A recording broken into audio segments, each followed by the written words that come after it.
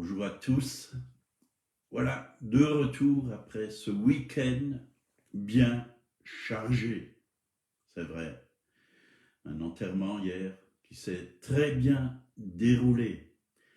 La salle était pleine de personnes. On a honoré vraiment, oui, cette sœur qui est allée dans la gloire de Dieu, qui est allée auprès du Seigneur. Et on a été réjouis, on a pu entourer toute la famille, consoler. Oui, le Saint-Esprit était là et Dieu a agi. Dieu s'est manifesté. Voilà, et je suis heureux d'être tout à nouveau avec vous ce matin et on va continuer sur le mariage. Et ce matin, on va parler d'être un bon père. Et si je dis être un bon père, les mères aussi doivent être de bonnes mamans, de bonnes mères. Oui, nous devons être bons les uns envers les autres. C'est ce que Dieu désire. Ta bonté dure à toujours. Amen. Voilà, vous êtes au trésor du ciel. Nous allons continuer sur le mariage. On va prier. Seigneur, merci. Tu es là au milieu de nous. Tu es parmi nous. Avec toi, il n'y a pas de distance, Seigneur. Oui, qu'il soit en Bretagne ou à Marseille ou dans un autre pays. Seigneur, ton esprit est présent partout sur la surface de la terre et tu habites en nous, tu vis en nous par ton esprit, Seigneur. Tu as fait de nous une habitation, oui, en esprit. Merci, merci pour la parole qui est une parole éternelle. Oui, tu es la parole, Jésus, et tu te manifestes encore ce matin. Tu enseignes, Saint-Esprit, la parole. Tu éclaires, oui, nos vies, tu éclaires nos cœurs. Tu nous encourages, tu nous fortifies. Oui, tu nous communiques la vraie vie, la nourriture spirituelle pour ce jour. Oui, merci, parce que tu nous appelles à être victorieux, oui, à rester dans ta présence, à tourner nos regards vers toi. Et c'est là où nous recevons toute la joie dont nous avons besoin. Tu l'as déjà mis en nous, Seigneur. Merci, merci. Au nom de Jésus, fais du bien, mes frères et sœurs, encore. Amen, amen. Donc, être un bon père. Et c'est vrai que aujourd'hui, il y a un manque de compréhension au sujet de la nature de paternité. Le fait d'avoir un enfant ne garantit pas que nous soyons un véritable père. Donc Dieu appelle les hommes à être un père qui aime ses enfants et qui pourvoit à leurs besoins, qui les protège, qui soit un modèle pour les enfants. Donc un bon père connaît le Père céleste. Moi, dans ma vie, j'ai commencé à voir ce que c'était qu'un vrai père en tournant mes regards et en découvrant dans la parole de Dieu qui était mon Père céleste. Parce que j'avais l'image d'un père vraiment dur, parce que mon père était dur, mon père était alcoolique, il était légionnaire, lui-même était blessé, il avait lui-même une mauvaise image de son père, de génération en génération, une mauvaise image a été transmise du père et ça donne beaucoup de problèmes dans les familles quand on ne connaît pas la bonne image du père. La bonne image du père, c'est l'image du Père céleste. C'est lui le Père parfait, c'est lui le modèle parfait. Nous devons le connaître, le découvrir. Et il n'y a que le Saint-Esprit et la parole de Dieu qui nous font découvrir le Père et son cœur plein d'amour, de compassion. Ce Père qui nous aime, qui est un bon berger pour nous, qui nous protège, qui pourvoit à nos besoins. C'est ça, l'image du Père. On a besoin de cette image, de recevoir cette image dans notre esprit et vivre selon cette image, manifester cette image autour de nous et dans nos familles surtout. Jean, l'évangile de Jean, chapitre 20, versets 15 à 17. Quand Jésus est ressuscité, hein, il a dit à Marie, Jésus lui dit, « Femme, pourquoi pleures-tu? Qui cherches-tu » Elle pensait que c'était le jardinier.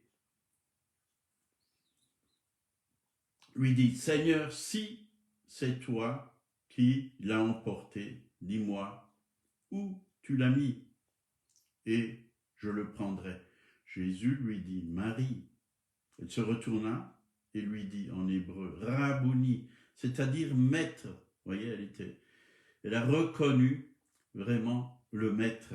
Elle a reconnu Jésus. C'était pas le jardinier, c'était Jésus. Il était ressuscité d'entre les morts. Il était vivant. Le maître lui dit, Jésus lui dit, « Ne me touche pas, car je ne suis pas encore monté vers mon Père. » Vous voyez, Jésus connaissait le Père.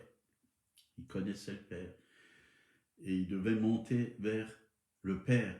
« Mais va trouver mes frères, et dis-leur que je monte vers mon Père et votre Père. » Vous voyez, il est aussi le nôtre. Le nôtre. D'ailleurs, la prière, hein, quand Jésus a dit aux disciples, comment prier? Notre Père. Vous voyez, il est notre Père. Nous ne sommes pas orphelins. Nous avons un Père céleste. Et c'est le meilleur des pères qu'on peut connaître, découvrir. Oui, ici-bas, sur la terre. Mais malgré qu'il est au ciel, son esprit est en nous et l'esprit du Père habite dans nos cœurs. Jésus habite dans nos cœurs. Le Saint-Esprit habite dans nos cœurs. La Trinité, si on peut l'appeler comme ça, puisqu'ils sont trois en un, habite en nous. Nous sommes devenus la maison de Dieu, le temple de Dieu.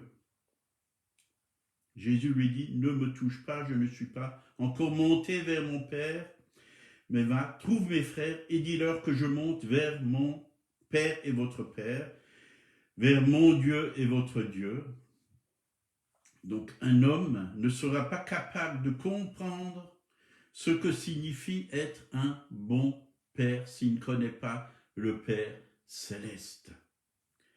On a besoin vraiment de connaître le Père céleste. Et pour le connaître, nous devons nous approcher de lui.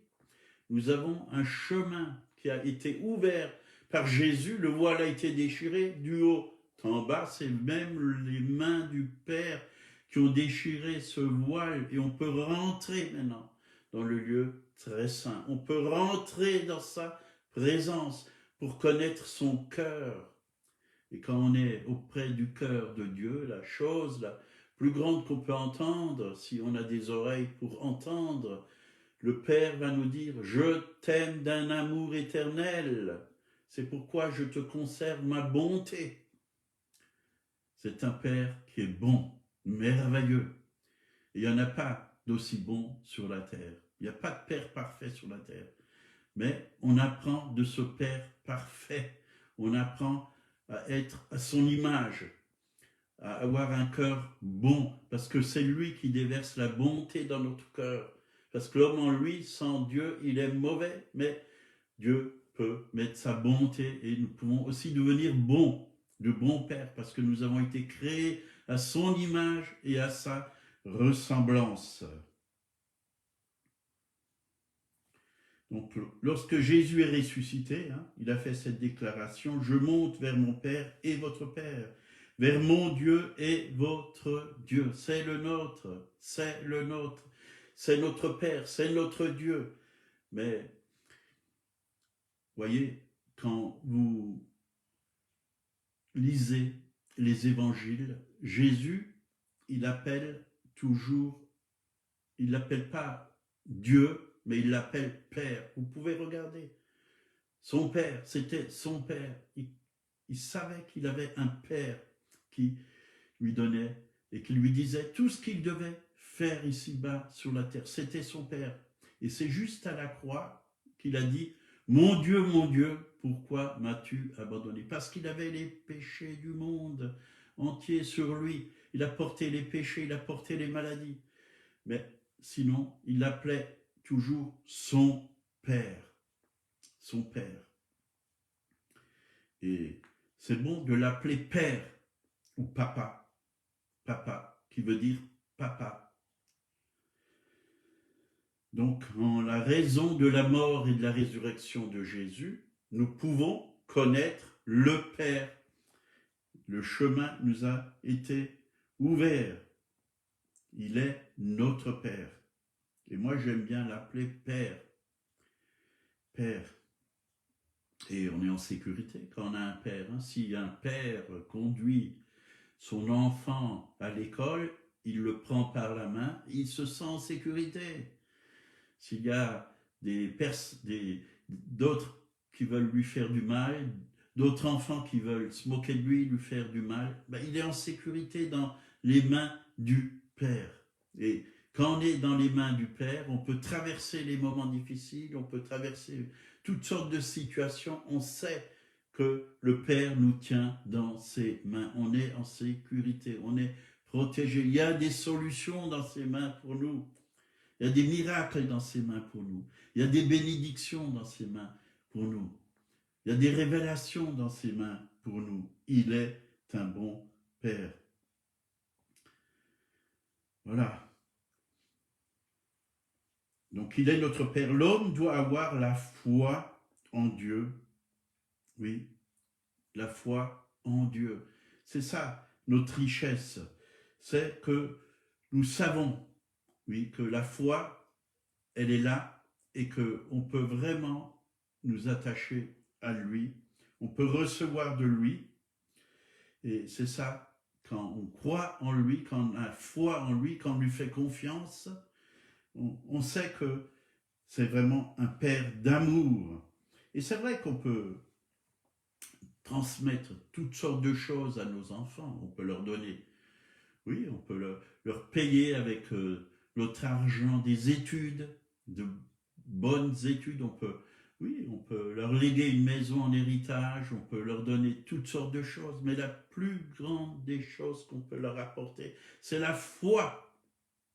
La foi, qu'ils puissent connaître le Père éternel, qu'ils puissent connaître Jésus, qu'ils puissent connaître le Saint-Esprit. C'est ça qu'ils ont besoin. Toutes ces choses, on peut les perdre.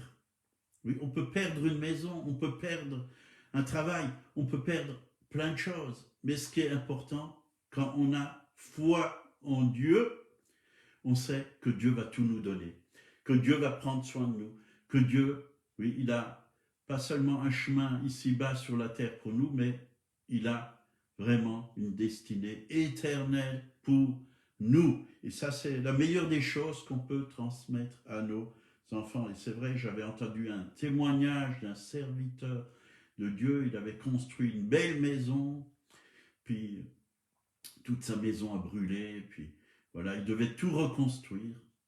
Il devait remettre sa foi en action. Vous savez, c'est un homme qui vivait par la foi. Dans le temps, c'était comme ça. Il n'avait pas pris des assurances, il n'était pas à la sécurité sociale. Il vivait par la foi. Et Dieu lui a tout redonné. Il lui a tout redonné. Si on perd quelque chose, si le diable arrive à détruire quelque chose pour nous faire douter de la bonté et de la grandeur de Dieu, Dieu va tout nous redonner pour montrer qu'il est là. Vous voyez Job, la vie de Job, Dieu lui a tout redonné. Tout redonné. Oui, moi j'avais vraiment l'image d'un père dur. Je croyais que les pères c'était ça, autoritaire. Parfois je me cachais quand ils se mettaient en colère, je me cachais sous le lit. Mais quand j'ai rencontré mon père, toutes les blessures que j'ai eues au fond de mon cœur, toutes les cicatrices, les souffrances, les douleurs d'avoir un père comme ça, le Père éternel, l'amour du Père a guéri toutes ces blessures. Et j'ai commencé à avoir l'image d'un bon père. Et c'est ce que je voulais être, un bon père, un bon père. C'est pour ça que j'ai été poussé au mariage, parce que je savais qu'avec le Seigneur, on pouvait réussir, on pouvait vivre quelque chose de beau, de merveilleux. Et c'est vrai, si on reçoit une mauvaise image, on va retransmettre une mauvaise image. Il n'y a que Dieu qui peut nous donner une bonne image du père. Aujourd'hui, il y a beaucoup de pères absents, vous voyez, ils ne s'occupent pas des enfants. Ce qu'ils veulent, c'est travailler, travailler, travailler, gagner de l'argent, réussir leur vie. Mais ce n'est pas le plus important. Nous devons être présents, les pères doivent être présents, s'occuper de leur épouse, s'occuper de leurs enfants, prendre du temps avec eux. C'est ça un bon père. Il y a beaucoup trop de pères divorcés. Les enfants, ils ne sont pas là. Ou alors on les voit une fois de temps à autre. On ne peut pas leur donner une éducation qui vient d'en haut, qui vient de Dieu. C'est très difficile, oui, de vivre cela. Très important d'avoir un bon père et si on n'en a pas eu, le devenir, parce que Dieu nous donne, si nous connaissons Dieu, il nous donne la capacité de devenir de bons pères. Et c'est vrai, l'héritage qu'on peut leur donner, c'est pas seulement de l'argent, c'est pas seulement des cadeaux. Oui, ça fait plaisir, je dis pas que c'est pas bon, que ça fait pas plaisir, mais leur apporter un père qui est dans le ciel, qui les aime, leur montrer qu'eux aussi peuvent devenir des pères ou des mères, si c'est des filles, ils peuvent, oui, avoir vraiment une vie à la gloire de Dieu.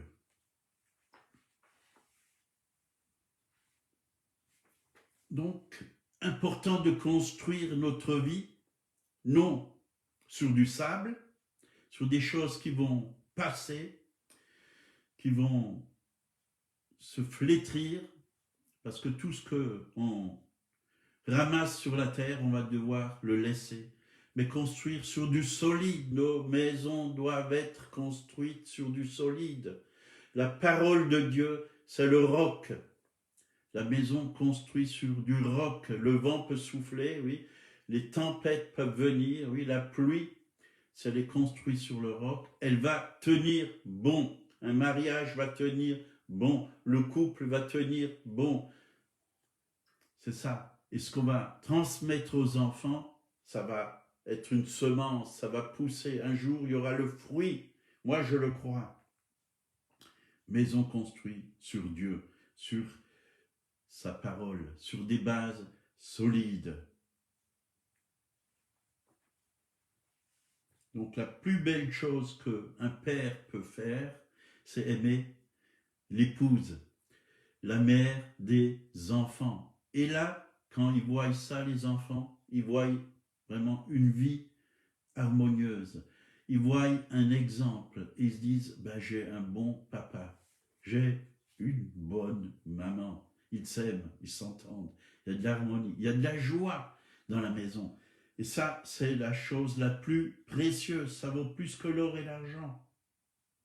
L'amour les uns envers les autres, une famille qui fonctionne ensemble, qui est réunie ensemble, qui mange ensemble, qui prie ensemble. Ça, c'est ce que Dieu désire. Et là, les enfants, quand ils voient ça, ils obtiennent un sentiment de sécurité. Ils savent qu'ils peuvent compter sur le père et sur la mère, qui se sentent aimés, ils se sentent acceptés, protégés. 1 Pierre 3, verset 7 nous dit « Marie, montrez à votre tour de la sagesse dans vos rapports avec vos femmes, comme d'un sexe plus faible, honorez-les comme devant aussi héritiers avec vous la grâce de la vie. Qu'il en soit ainsi afin que rien ne vienne faire obstacle à vos prières. Honorez nos épouses, c'est-à-dire en prendre soin, être là, être attentif à leurs besoins. Parce que le mari, c'est le chef. Le chef, c'est celui qui aime, qui protège, qui pourvoit, qui nourrit, comme Christ a aimé l'Église, il la protège, il la nourrit par sa parole, il la rend belle, il la rend puissante, glorieuse, sainte et sans tache. Prenons soin de nos épouses, Prenons soin de nos familles. Apportons la paix dans le foyer, la joie, le bonheur et la grâce m'accompagneront tous les jours de ma vie. Enseignez vos enfants, c'est important. Ce que signifie être un vrai homme, un bon père, oui, c'est prendre soin, c'est s'occuper de sa famille. C'est vrai que c'est pas l'amour, c'est pas seulement acheter des cadeaux, hein, mais ça en fait partie. Mais c'est surtout d'être là présent et de prendre soin. Les pères doivent être eux-mêmes le cadeau pour les enfants. La mère doit elle-même être des cadeaux pour les enfants. C'est nous les cadeaux. C'est plus beau que tout pour un enfant d'avoir un bon père qui les aime. Jean 3,16, car Dieu a tant aimé le monde qu'il a donné son Fils unique afin que quiconque croit en lui ne périsse point, mais qu'il ait la vie éternelle. Ça, c'est l'image du Père. Il a donné ce qu'il avait de meilleur. Le plus beau cadeau, c'était Jésus-Christ. Et quand on a foi en Jésus-Christ, c'est le plus beau cadeau qu'on peut avoir. Et c'est le plus beau cadeau qu'on peut transmettre à nos enfants et autour de nous et au monde entier, puisque c'est son nom que nous voulons proclamer, annoncer partout sur toute la surface de la terre. Amen. Proverbe 1, versets 8 et 9.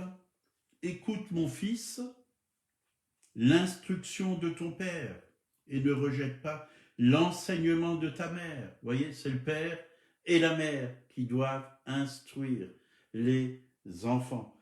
Car c'est une couronne de grâce pour la tête et une parure pour ton cou. Lorsque les pères et les mères enseignent leurs enfants, ils leur enseignent la parole de Dieu, c'est une bénédiction, c'est des semences de vie qui sont en eux. Et dans Proverbe 22,6, il est dit « Instruis l'enfant selon la voie qu'il doit suivre, et quand il sera vieux, il ne se détournera pas. » Vous savez, ces semences de vie qu'on reçoit quand on est petit, il y en a beaucoup, ils ont reçu à l'école du dimanche ou par leurs parents, dans leur foyer, des semences de vie, la parole. Et quand ils étaient dans des difficultés, quand ils ont grandi, un jour, ces semences ont commencé à germer, à pousser en eux, et ils s'en ont souvenus, et ils sont venus au Seigneur. Ils sont venus au Seigneur. Alors ne vous inquiétez pas si les enfants ne viennent pas comme ça. Oui, quand ils sont chez vous au Seigneur et qu'ils partent faire leur vie, et parfois ils sont un peu loin du Seigneur, ils font leur expérience, ils cherchent. Bien sûr que Dieu veut les sauver. S'ils sont sauvés jeunes, tout jeunes, quand ils sont chez vous à la maison, gloire à Dieu. Mais cette semence, elle est là en eux. Partout où ils vont, elle les suit, cette semence. Ils l'emmènent avec eux, elle est là à l'intérieur et elle fait son travail. Prions pour les enfants. Prions pour nos fils, pour nos filles. Prions pour que Dieu vraiment fasse une œuvre extraordinaire. Amen. Amen. Voilà, Seigneur, merci parce que ta parole, oui, nous encourage et nous donne vraiment l'image du bon Père, de la bonne mère, Seigneur, et c'est ce que nous voulons être. Oui, nous voulons vraiment vivre quelque chose avec toi chaque jour, dans nos maisons, dans nos familles, dans notre Jérusalem. Oui, merci Seigneur, pour les foyers que tu bâtis, que tu construis, des foyers solides, où il y a la vie, où il y a la joie, où il y a la paix, où il y a l'amour qui règne, où toi-même tu règnes, Père éternel, où Jésus règne, le roi de gloire, où le Saint-Esprit règne. Merci Seigneur, c'est une grâce de pouvoir te connaître. Et c'est vrai, nous voulons faire connaître ce Dieu d'amour, de bonté autour de nous. Encore aujourd'hui, utilise-nous chacun et chacune pour ta gloire et pour ton honneur. Amen. Voilà, passez une très bonne journée. Et si quelqu'un ne connaît pas ce bon Père céleste, Dieu veut se révéler à vous comme un bon Père céleste, le Créateur du ciel et de la terre. C'est Jésus-Christ. Et il a donné sa vie pour vous à la croix de Golgotha.